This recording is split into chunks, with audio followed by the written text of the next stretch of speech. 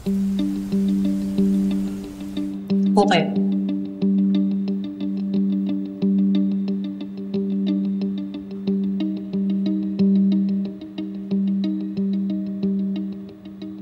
Napagkakatiwalaan ba itong mga ito?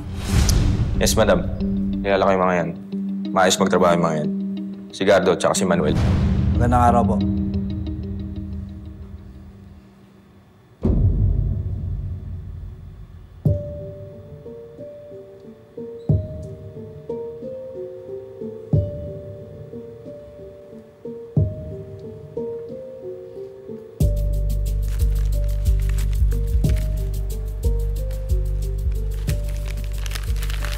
Ito down payment pa lang to. Down payment. Bibigay ko sa inyo ang buo kapag nagawa nyo na ang gusto ko.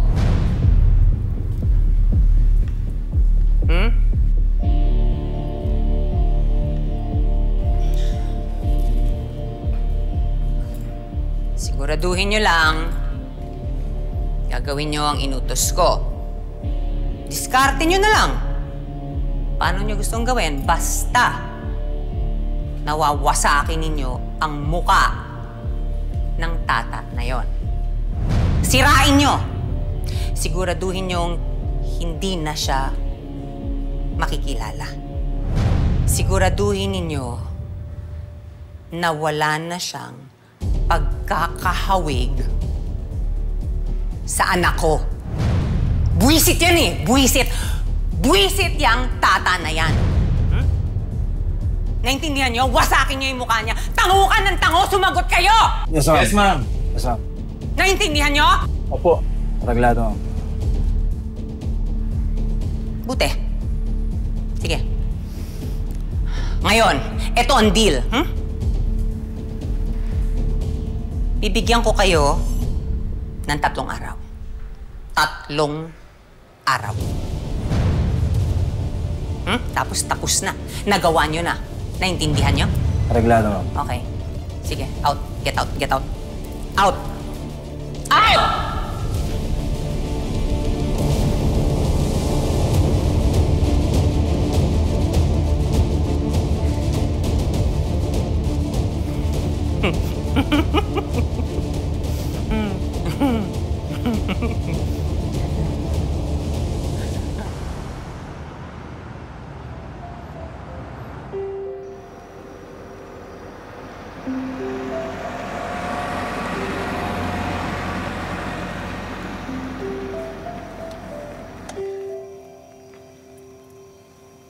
Salamat, sir. Salamat din sa paggamot mo sa sugat ko. Pero hindi mo naman kailangan gawin to eh. Wala yan, tata. Maliit na bagay yan compared sa lahat ng mga nitulong mo para sa akin.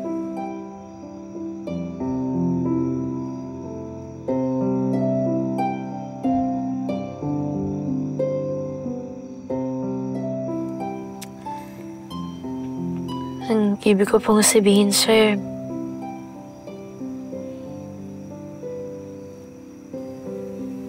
parang hindi kasi tama na lagi tayong nagkikita.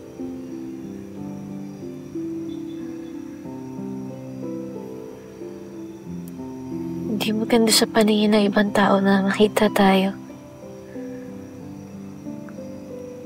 Kaya babalik na po ako sa buhay ko. At sana maging okay na rin yung sa'yo, sir.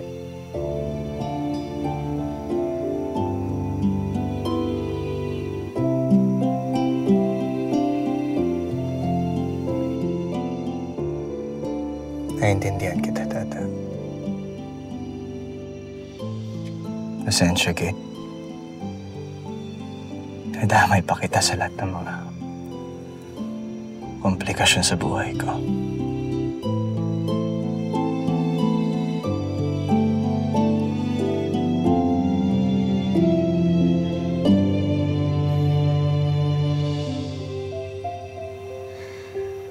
Naintindihan ko yun, sir.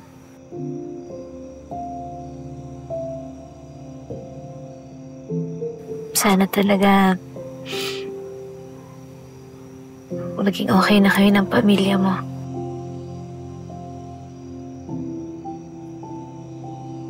At kayo ni Ma'am Venice.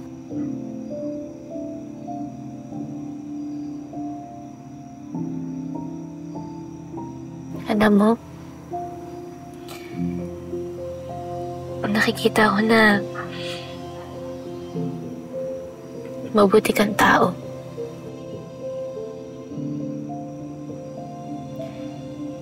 Kaya pinagdarasal ko na lagi kang maging masaya. Kasi deserve mo yun.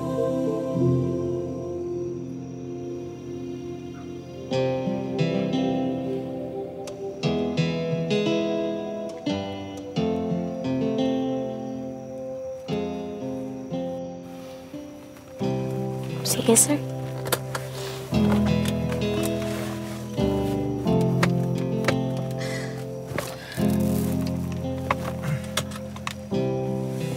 Ako na.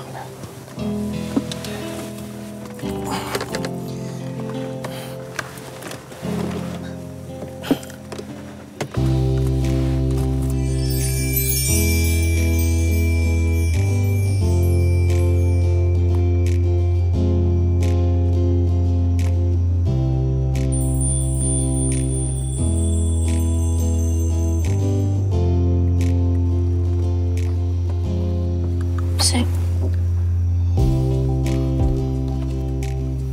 Kaya ko na po.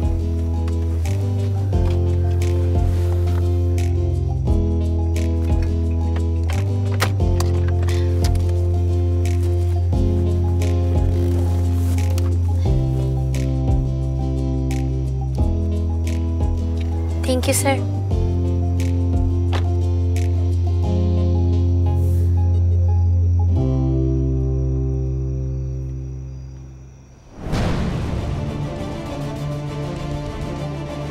Ay!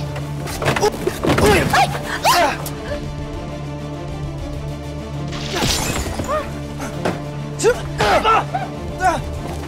Sir!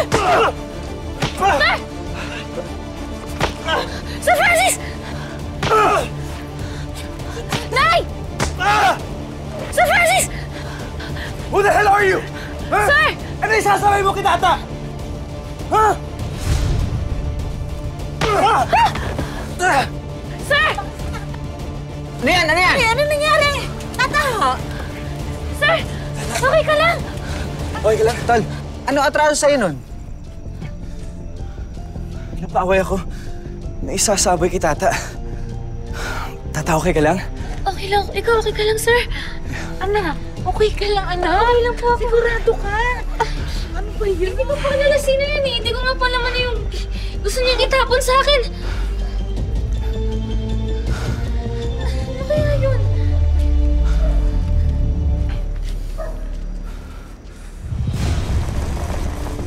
Kumukulo! Kumukulo! Ha?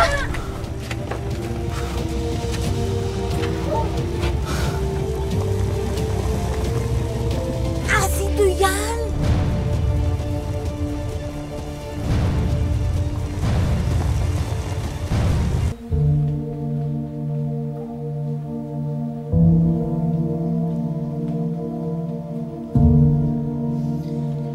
Ay, lintian naman, Sugar! Ano ba?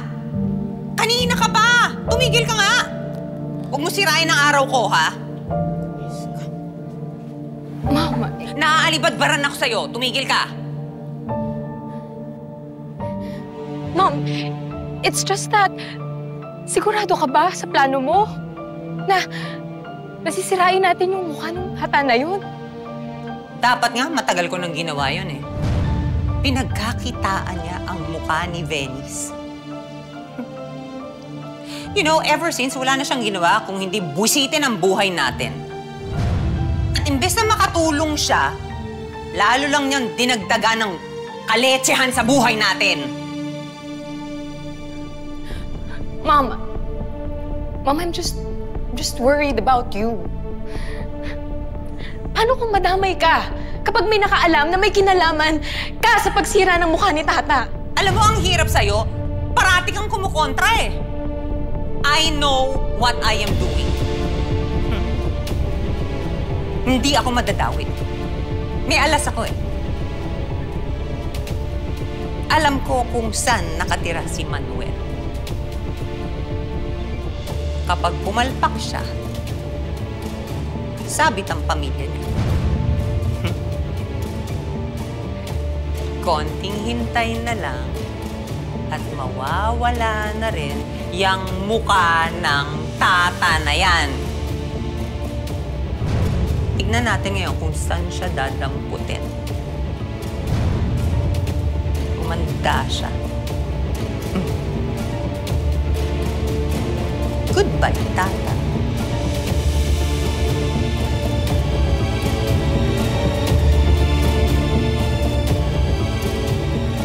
Where are you going? Sugar!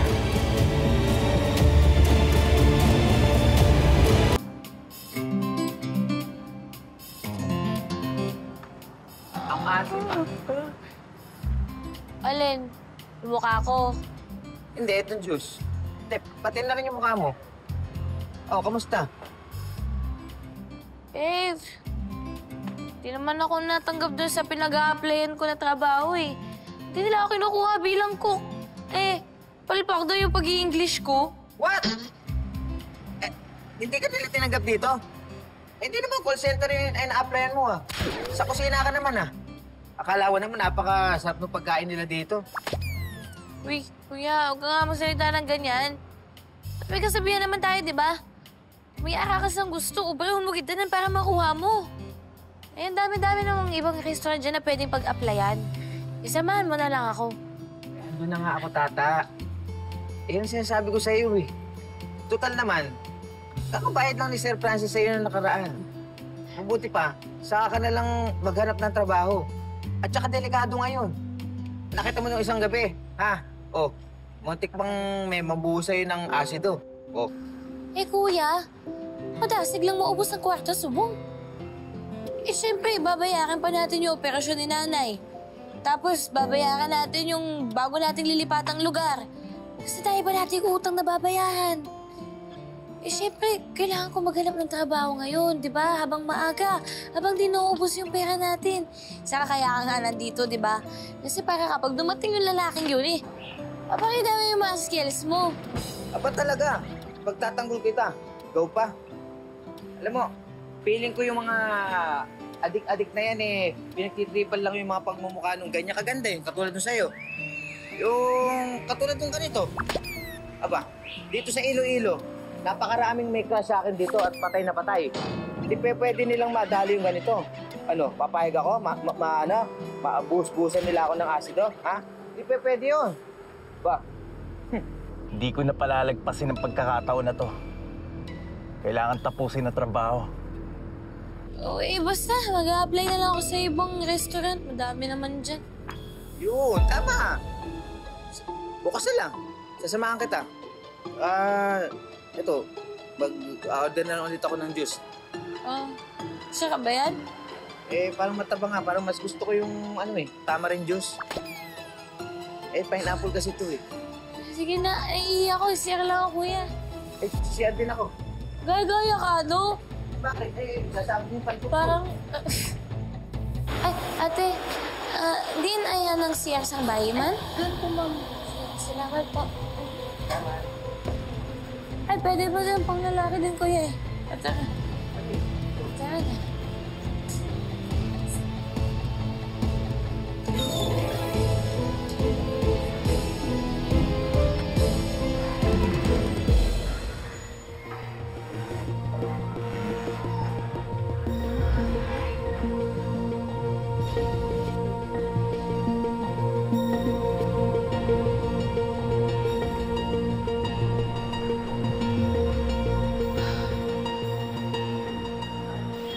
Nakakainis.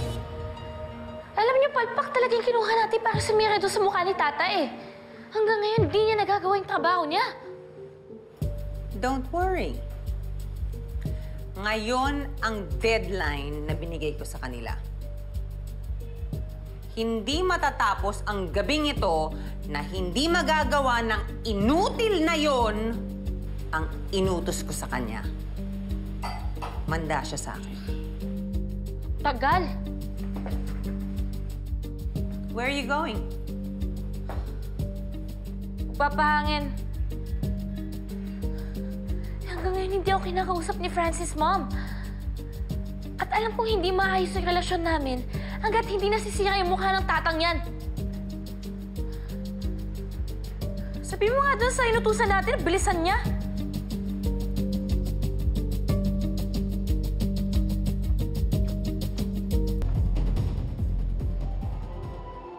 Order kong 2 shots of tequila. Bilis.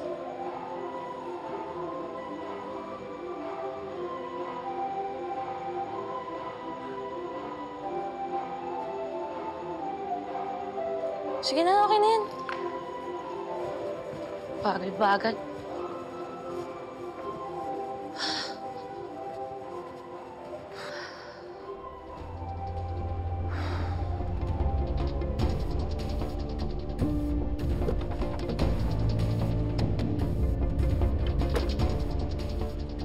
Wala ka nang ligtas ngayon.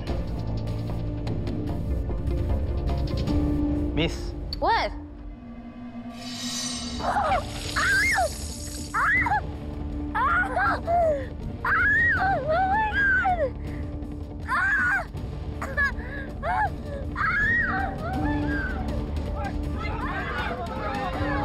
Ano yun? Anong kaguluhan yun? What's happening? Oh, bakit ang ingay? Ba't ang gulo? Nagtatakbuhan yung mga tao. Anong meron? Oh my God! Anong meron? Felix!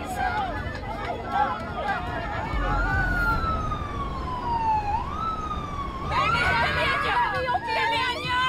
Bakit sinari mo? Dalihan niyo! Dalihan niyo! Bilis na! Ala! Dalihan niyo! Ano yung nangyayari dun? Ano ba? Bilis na! Dalihan niyo! Dalihan niyo! Ano ba? Come on, Sugar! Come on! Come on! Let's go! Let's go! Let's go!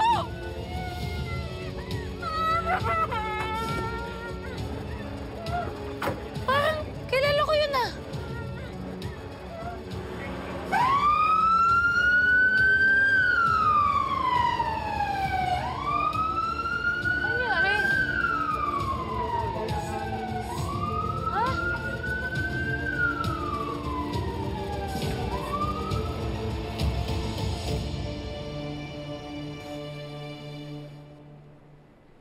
Nurse! Yung asawa ko, Venice Hermosa Padua.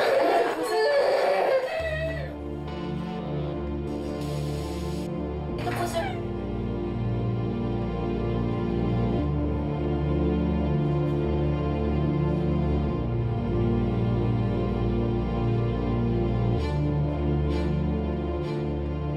Tita Vivian, what happened to Venice?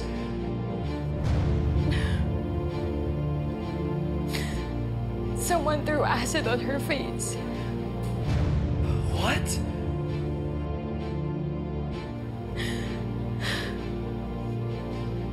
The patient has suffered chemical burns to the face dahil sa asidong sinaboy sa kanyang mukha. Sinong gagawa niyan kay Venice? But is my daughter-in-law okay? Tinulukan ko ng pasyente ng sedative para makatulong siya habang nililinisan ko ang kanyang mga sugat. Nabigyan ko na rin siya ng antibiotic at pain reliever. Asido ang binuha sila sa asawa ko? Yes.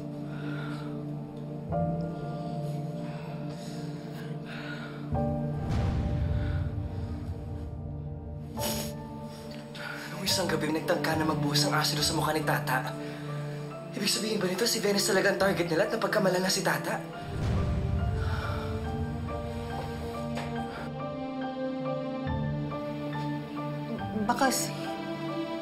Baka si Tata talaga yung target nila. Napagkamalan lang si Venice. Mom, magpahinga ka na lang muna.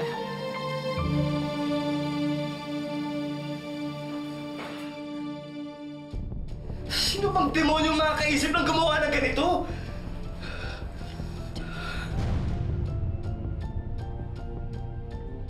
Baka naman ikaw ang kailangan magpaliwanag. Di ba lagi mo kasama si Tata? Margaret. Please! This is not the right time para sermonan mo ako. Tingnan mo na kung ano nangyari sa asawa ko. Oh, saan ka pupunta? Dapat managot kung sinong gumawa nito.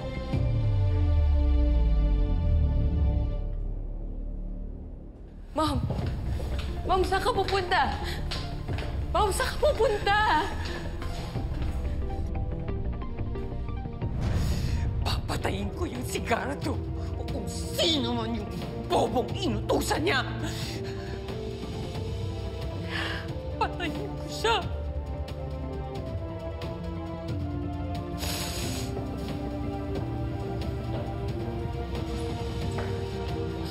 Dapat managot kung sinong gumawa nito, sir.